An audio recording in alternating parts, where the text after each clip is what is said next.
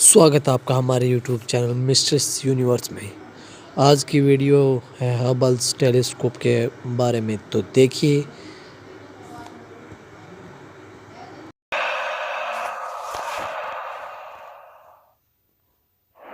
पृथ्वी से 592 किलोमीटर की ऊंचाई पर एस्ट्रोनॉट स्टोरी मसग्रेव एक बड़े हादसे को टालने की कोशिश करते हैं। हबल टेलीस्कोप आज तक के सबसे साहसी और महत्वपूर्ण मिशनों में से एक है, लेकिन जब पूरा अमेरिका सांस थामे बैठा था, अगर ये मिशन फेल हो जाता तो पूरी एस्ट्रोनॉमिकल बिरादरी की नजरें झुक जाती। मसग्रेव एक बेहद करीबी मुठभेड़ से सन्न रह गए। अचानक एक चीज सामने आ गई। कहां से कुछ पता नहीं। ये एक बहुत ही बड़ी दास्तान थी, लेकिन इस तरफ ध्यान किसी ने नहीं दिया।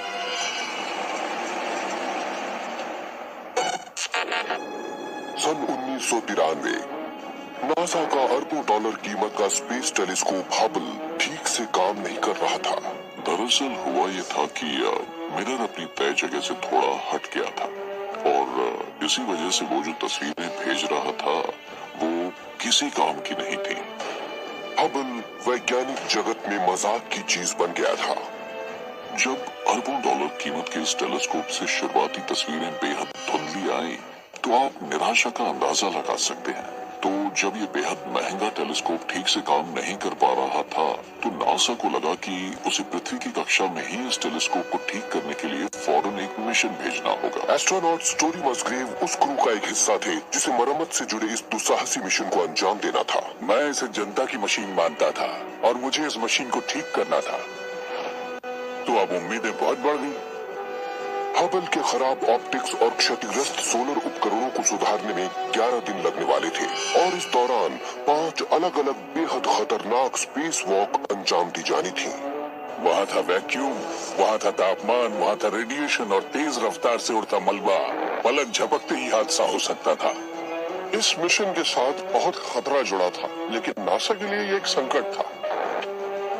नासा की स्पेस ऑब्जर्वेटरी प्रोग्राम का ताज हबल पृथ्वी की कक्षा में बेकार ही तैर रहा था। मसग्रेव को न सिर्फ टेलीस्कोप को ठीक करना था, बल्कि दुनिया की नजरों में नासा की साख को दोबारा कायम भी करना था।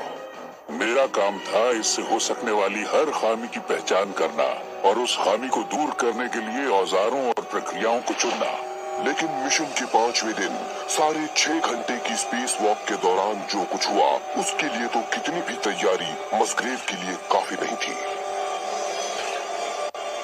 अचानक एक चीज सामने आ गई।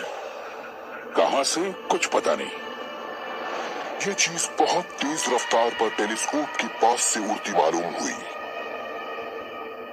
कुछ ही सेकंड बाद एक अलग कोण पर एक और चीज टेलीस्कोप और शटल क्रू के बेहद नजदीक से ही गुजरी। ये एक छाया के पीछे से आई और फिर सूरज की रोशनी की तरफ गायब हो गई। इन चीजों के बारे में किसी ने कुछ भी नहीं कहा। क्रू ने मरम्मत का अपना काम पूरा किया और हबल उम्मीदों से भी बेहतर काम करने लगा। हम जानना चाहते थे कि अंतरिक्ष में क्या हो रहा है और अब हमारे पास ये जानने का मौका था, क्योंकि ये शानदार टेलीस्कोप अब काम कर रहा था। मैं आज भी हबल की काबिलियत से हैरान हूँ।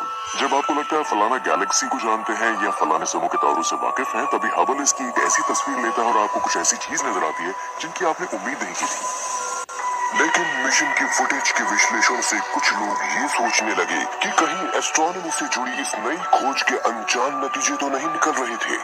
जरा सोचिए कि हबल ने हालात को कितना बदल दिया था।